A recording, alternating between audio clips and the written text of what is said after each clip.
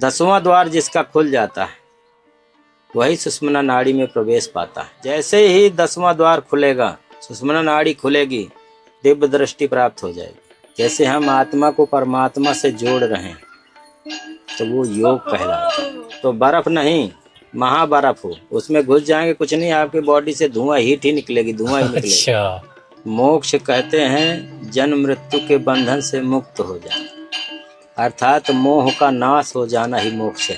भक्ति नसेनी मुक्त की, सब संत चढ़े आए, नीचे बाघिन लुकी रही, कुचल पड़े को खाए। वाह। भक्ति जो है मुक्ति की सीढ़ी है, सब संत उसमें चढ़ते हैं, पर माया रूपी जो बाघिन है वो ऐसे मुंह फैला के खड़ी। जो संत वहां से गिरेगा डायरेक्ट उसके मुंह में जाएगा, वो खा जाती। एक नाड़ी जैसे यहाँ से गई तो फिर ये 10 नाड़ियों में विभाजित हो जाती, और आपकी ये नाड़ी चलेगी तो अमृत तत्व की प्राप्ति होगी, आपका शरीर स्वस्थ और अच्छा रहेगा। सीताराम दोस्तों, आज हम आपको एक और संत जी के दर्शन कराने वाले हैं। चित्रकूट के बीहड़ जंगलों से होकर चल के आए हम।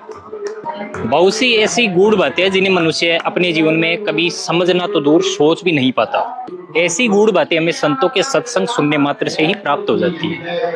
महाराज जी जब सत्संग देते हैं उस समय ऐसी ऐसी गहराई वाली बातें वो खोलते हैं जिन्हें सुनकर हम भी अचरज में पड़ जाते हैं कि भाई इस संसार में मनुष्य जीवन के लिए कितने रहस्य भरे पड़े हैं, और बहुत सी ऐसी चीजें हैं जिन्हें हमें पालन करते हुए इस संसार जगत से मुक्त होना चाहिए। यहाँ पर महाराज जी की कुटिया है, चारों तरफ देखिए कितना भव्य वातावरण है, बहुत सुंदर वातावरण। यहाँ की आभा देखकर मन प्रफुल्लित हो जाता है। आज जिन महाराज जी के दर्शन करवाने वाले हैं, जिनके सत्संग सुनेंगे, उनकी सामने कुटिया है। यहाँ पर भी बहुत से संत महाराज जी विराजमान है।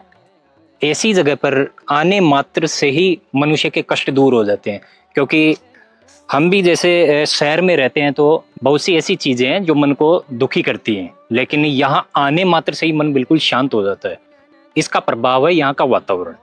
यहाँ एक तो बिल्कुल शांत वातावरण है, पक्षियों की चहचहाट, उसके साथ ही संतों का सत्संग, संतों का जो भक्ति प्रभाव है वह इस पूरे क्षेत्र में फैला हुआ है, और यही कारण है यहाँ की शांति का। आइए चलते हैं। सीताराम महाराज जी, बहुत से संत महाराज जी के एक साथ हमें दर्शन देखने को मिल रहे हैं। महाराज जी आप भी यहाँ विराज, आपकी कुटिया यहाँ पर ही है क्या? चित्रकूट रहते हैं हम लोग। अच्छा अच्छा, घाट पे आरूढ़ धाम, गंगा घाट पर। अच्छा महाराज जी, आपका शुभ नाम? मेरा कंचन दास जी महाराज जी। महाराज जी प्रणाम। अच्छा महाराज जी, आप? हमारा नाम गोविंदा जी। तो आपकी भी कुटिया यहीं पर है महाराज जी के? हम लोग गंगा घाट पर रहने वाले हैं सब। अच्छा अच्छा, सब भी राम से राम।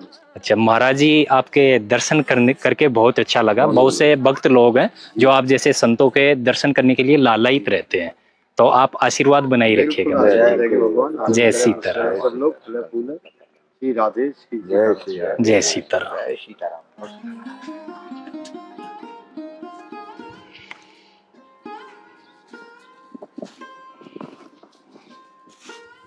चित्रकूट की पावन धरा पर हमें कदम कदम पर भव्य संतों के दर्शन करने को मिलते हैं। यहाँ पर भी महाराज जी के बहुत से संत महाराज विराजमान हैं, इनके दर्शन किए। सीताराम महाराज जी।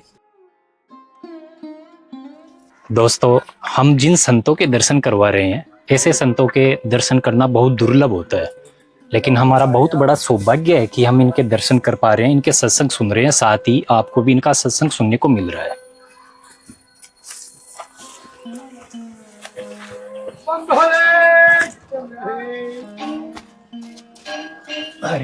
राजस्थान से आप लोग कहाँ से आए हैं? हम जयपुर त्रिवेणी धाम।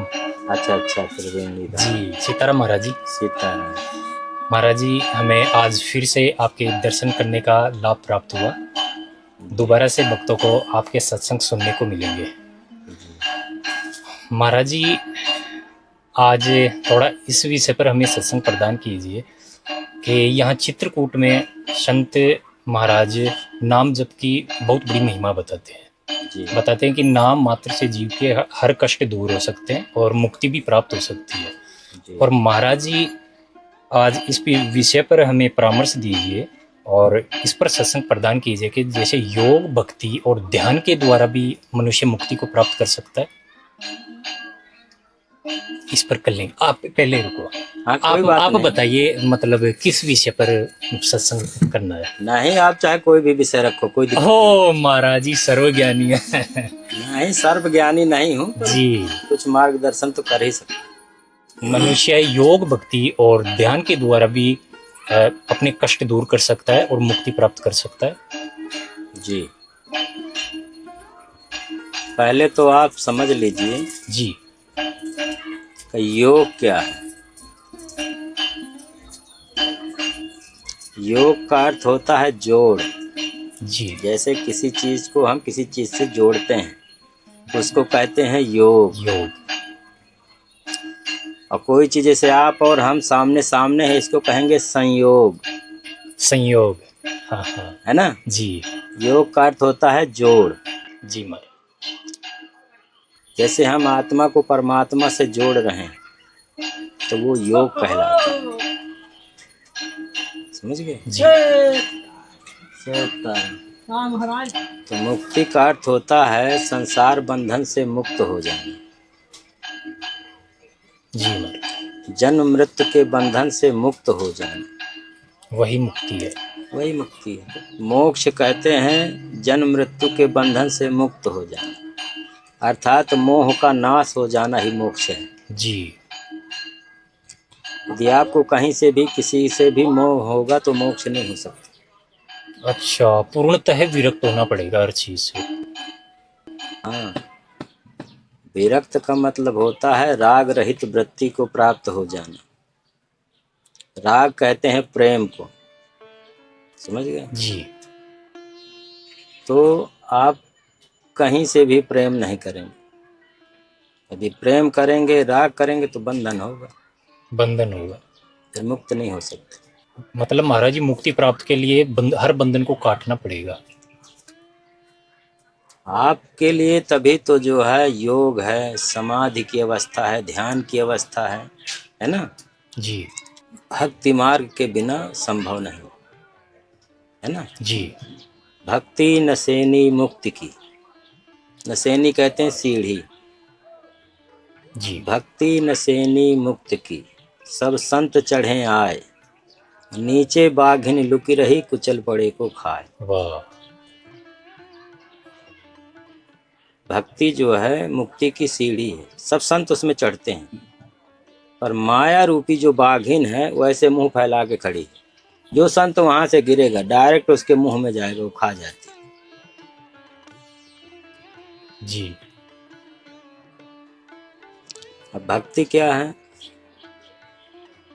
वैसे तो गोस्वामी तुलसीदास जी ने रामायण में कहा है, भक्ति स्वतंत्र सकल गुण खानी, बिन सत्संग न पावे प्राणी।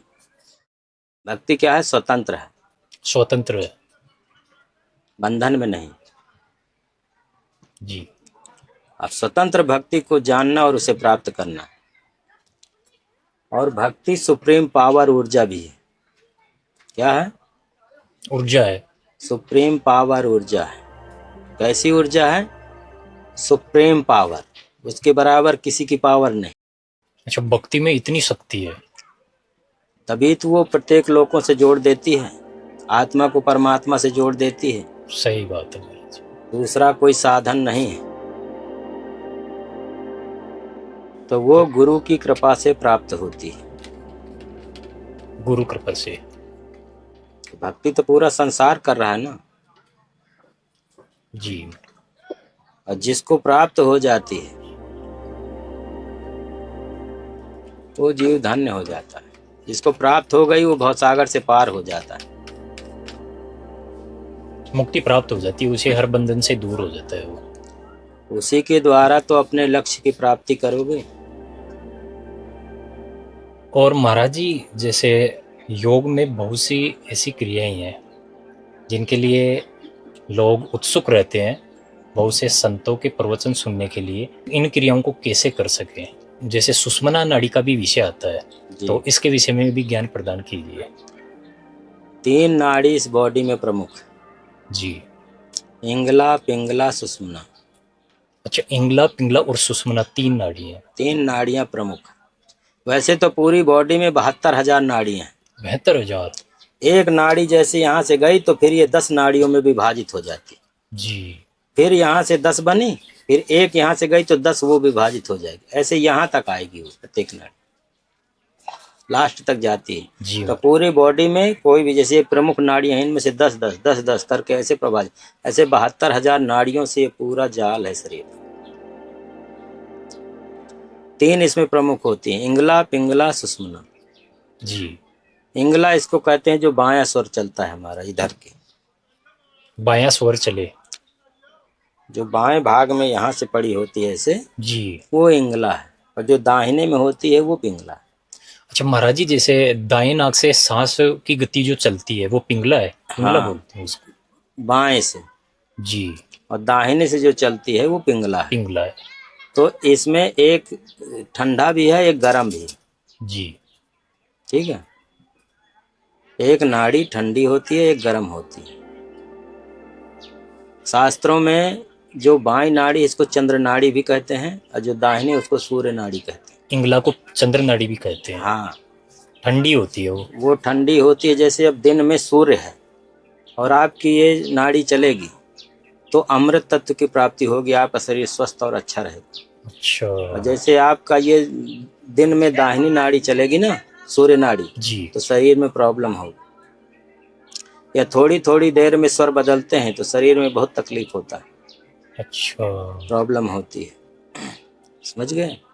तो महाराज जी, जो मुनि लोग हैं, आप जैसे संत लोग हैं, वो तो आपके हिसाब से ही चलाते होंगे इंगला पिंगला को। वो तो चला सकते हैं ना, उनको बदलना हम जानते हैं, उनकी क्रियाएं सब जानते हैं, ऐसा थोड़ी नहीं होता। अच्छा। नाड़ियों को तुरंत बदल सकते हैं, लेकिन साधारण मनुष्य की बस की नहीं है ये। सबकी बस की है। अब तुम जानते ही नहीं, तुमको कैसे बदलोगे बताओ? हाँ हाँ, सही अभी है। तुम्हारी नाड़ी बदलवा दूंगा, तुमको कुछ नहीं करना पड़ेगा। अच्छा।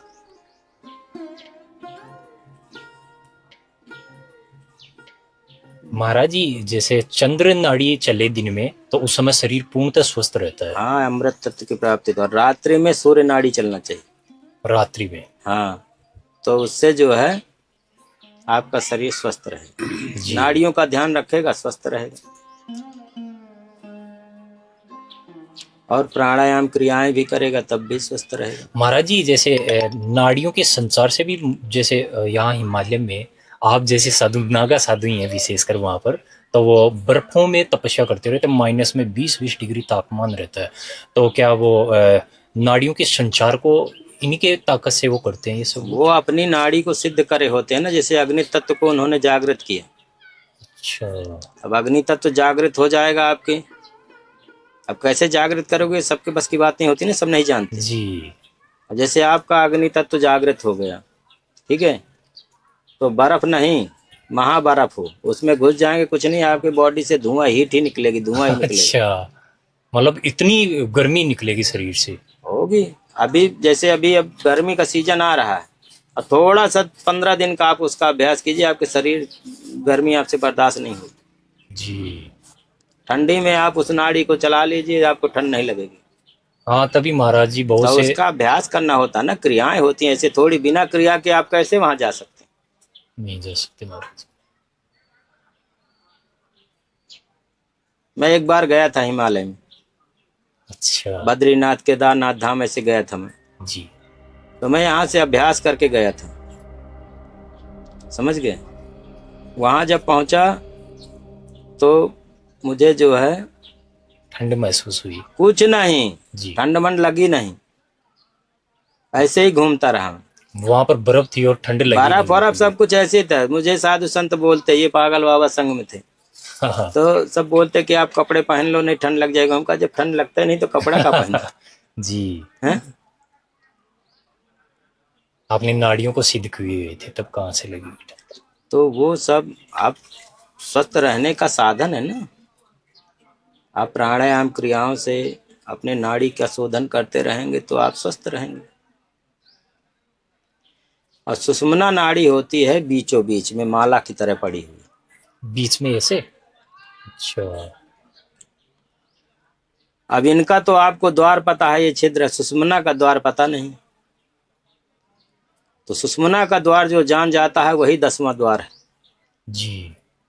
9 द्वारों का ये शरीर है, तो 9 द्वार खुले हुए हैं, आपको दिख रहे हैं, 10वां आपको पता नहीं। 10वां द्वार जिसका खुल जाता है वही सुषुम्ना नाड़ी में प्रवेश पाता है। तो महाराज जी सुषुम्ना नाड़ी को जागृत होने के बाद में मतलब क्या होता है? जागृत तो सोई थोड़ी होती है, जी उसका केवल द्वार बंद होता हाँ, है वो बस। लोक रहता है, वो उसको खोलना। तो उसका खोलने का साधन होता है, उसके विषय में जानकारी चाहिए। अभी पता ही नहीं 10वां द्वार है कहाँ, तो खोलोगे कैसे? जी जब वो खोल लो, जैसे ही 10वां द्वार खुलेगा, सुषुम्ना नाड़ी खुलेगी, दिव्य दृष्टि प्राप्त हो जाएगी। जी उसी को जागृत करने के बाद ही दिव्य दृष्टि होगी, नहीं तो वो बंद है। अच्छा, वो भूत भविष्य वर्तमान सब कुछ कहीं भी देख सकते हैं? सब कुछ देख सकते हैं, सब कुछ बता सकते हैं, तो वो जो है बहुत कठिन कार्य है। जी अब पहले आपको पता हो उसके विषय में, इसके बाद में आप उसको खोल सकते हैं। और खोल तब सकते हैं जब कोई उसको खोलने का मार्ग बताएगा, तो एक साधन बताएगा। गुरु ही बताएंगे। हाँ, और ऐसे गुरु बताएंगे जो उसके विषय में जानते हो, सब थोड़ी जानते हैं। जी यहाँ तो किसी को पता ही नहीं 10वां द्वार है कहाँ। बिल्कुल सुई की जो नोक होती है उसके बराबर छिद्र होता है उसमें। और वो लोक है। लोक नहीं है, द्वार है। जी लोक काहे से है? ये जो आपके अंदर कफ होता है ना, जी तो इसके द्वारा लॉक होती है, वो खुलती है, मध्याह्न के समय खुलती है। जब भी आपका स्वर चेंज होगा, बदलेगा, तो दोनों स्वर चलेंगे एक साथ, और जब दोनों चलेंगे तभी उसी वक्त थोड़ा सा 1 सेकंड के लिए वो खुलती है। जो हर रोज खुलती है वो? हाँ, मध्याह्न के समय में, दोपहर के समय में, या रात 12 बजे जब वो खुलेगी, उस वक्त यदि आप कोई बात बोलोगे आपकी सत्य होगी। अच्छा तो मेन वही है सुषुम्ना नाड़ी, उसी में चेतना जागृत होती है, चेतना अंदर जाती है। जी वहां कुछ नहीं जा सकता, केवल चेतना जाएगी, हवा जाएगी बस। जैसे वहां से प्रवेश हुआ तो समाधि की अवस्था में चले जाएंगे। पता नहीं कितने लोग आप पहुंच जाएंगे, जहाँ की आप स्थिति कर रहे हैं, साधना कर रहे हैं, वहीं आप पहुंच जाएंगे, उसी के द्वारा जाएंगे, उसी के द्वारा आपको अनुभव प्राप्त होगा। अच्छा महाराज जी, वो बैठे बैठे कहीं भी अगर जा वो सकते बंद हैं? है, सुषुम्ना नाड़ी जिसने नहीं खोला, नहीं जागृत किया, वो बंद है, तो उसे ज्ञान की प्राप्ति नहीं हो सकती, प्रैक्टिकल नहीं होगा। जी अपने आप भी होता है वो, क्योंकि आप इन दोनों नाड़ियों को मिलाना जब जान जाए, जैसे दोनों का एक, जैसे इंगला नाड़ी है, ये इधर से ट्रांसफर होकर इसमें जाएगी, दोनों मिल करके फिर तेजी से जाएंगे, तब उसका द्वार खोल देंगे। तो जो इनको मिलाना जानते हैं, सो जी द्वार खोल जाएगा। तो महाराज जी ऐसा कुछ संक्षेप में बता दीजिए कि जैसे सुषुम्ना नाड़ी खुले तो तो मतलब कैसे आचार विचार और कैसा आहार पूछना लेना? है, वो तो सब दिखाई देने लग जाता है ना। जी जैसे वो खुलेगी, महाराज जी जा रहे हो? चालू हो जाना। कहाँ, तो आपको सब दिखाई देने लग जाएगा। महाराज जी कुछ संक्षेप में बता दीजिए ऐसा मार्ग जिससे ये खुल सके। में हालांकि इस गुरु की जरूरत रहती है, लेकिन बहुत से जिज्ञासु रहते हैं, तो थोड़ा संक्षेप में कुछ ऐसा इस विषय में। अब कैसे संक्षेप में बता दो, क्योंकि बिना क्रिया के तो होता नहीं, जी क्रिया के द्वारा ही तो खुलेगी। क्रिया कैसे बता दें, बताइए। हाँ ये तो है। हम्म? गुरु जी के सानिध्य में रहकर ही वो सारा तो काम। जैसे कोई अपना शिष्य होगा, उस चीज को जानना चाहता होगा, तो ईश्वर से मिलने की इच्छा रखता होगा, है ना, जी तब उसको बताया जाएगा।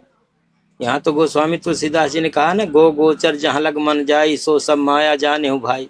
वाह जहाँ तक आपका मन बुद्धि चेतना जाता है, वहां तक सब माया है। परमात्मा मन बुद्धि से परे है। आपका बुद्धि और मन ईश्वर को नहीं जानता। तो गोस्वामी तुलसीदास जी के जो शिष्य लोग थे जी। उन्होंने कहा गुरुदेव इसका मतलब हमको ईश्वर का ज्ञान नहीं होगा।